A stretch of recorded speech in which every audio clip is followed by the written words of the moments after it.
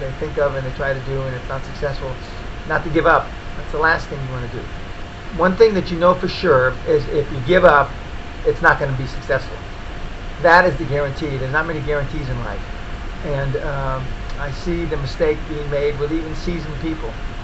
Now, when you get at the end of your life cycle, and I'm not at the end yet, but I mean, certainly in the last third of my life cycle, last half of my life cycle, I mean, you see people not wanting to take risks, and that's understandable in some cases because they don't want to lose what they got. But I use the analogy: a turtle can't move forward without pulling its head out of its shell. It can't move forward without pulling its head out of its shell. So most of us go through life in the shell, and unfortunately, too many people live quiet lives of desperation. And I heard a great comment on CNBC from one of the CEOs of a Fortune 50 company, and he said, we spend way too much of our lives waiting. We waste way too much of our lives waiting. Don't wait.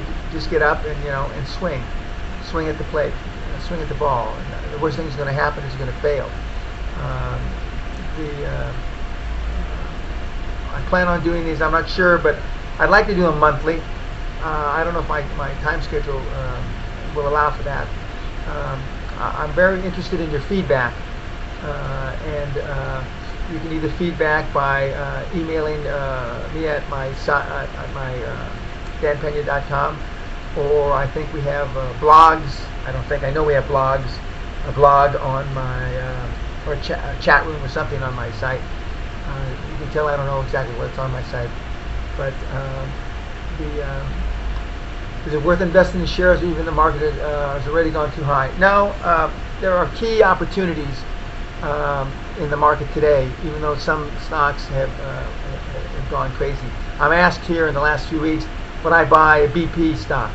And the answer is I wouldn't, only because I know so much more about what's going on than everybody else. Even I may be wrong about the downside of the stock, but I know for a fact, as I mentioned a couple months ago, $20 billion isn't going to cover the costs, and these costs are going to go on forever. Not forever, but for a long, long time. So, but there are other companies that have opportunities, but you have to be careful, and don't invest in areas you're not cognizant of. In other words, stay in your own bailiwick.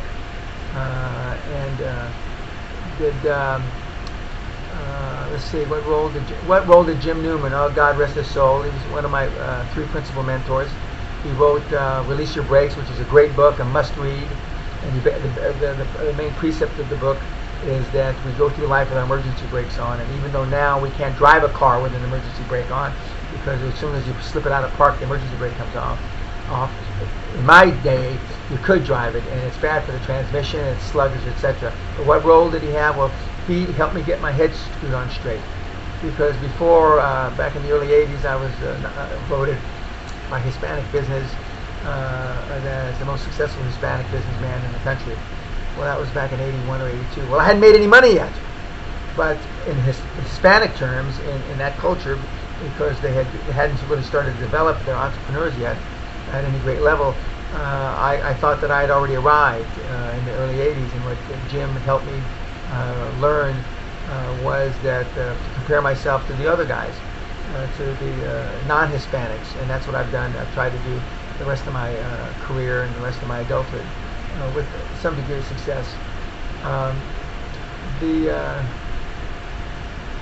BP are busy. BP is now busy divesting assets, and they're big assets. They're not small assets, but there may be some assets that are the right size for a group of you guys put together a bid. But they're going to look at the finance. They're going to look at the management team. They're going to look at the dream team. Are they capable of running these assets? Because the last thing BP wants to do is to sell assets to a group of guys from Tarzana, California, and then they fail. That's the last thing they want. They would rather take less money and sell them to Chevron or some other energy company where they had a reasonable chance of success and not failure. because it's going to come back and it's going to bode poorly on them if they took advantage of people not in the energy business. A few more questions and then we're going to call it a day. But I really have enjoyed this, and we're going to do it again. I wasn't sure if we were going to have anybody that would be listening in, because you never know until you do it once.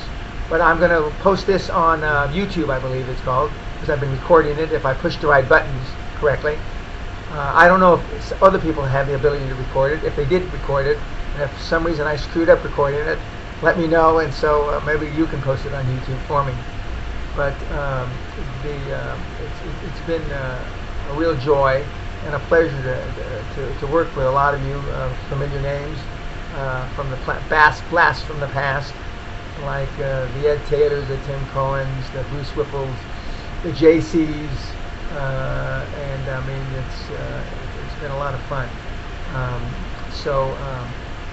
I'll bid you adieu from Monte Carlo. And I hope you enjoyed it. Please give me your feedback, and I'll do it again soon. Thank you very much for your time.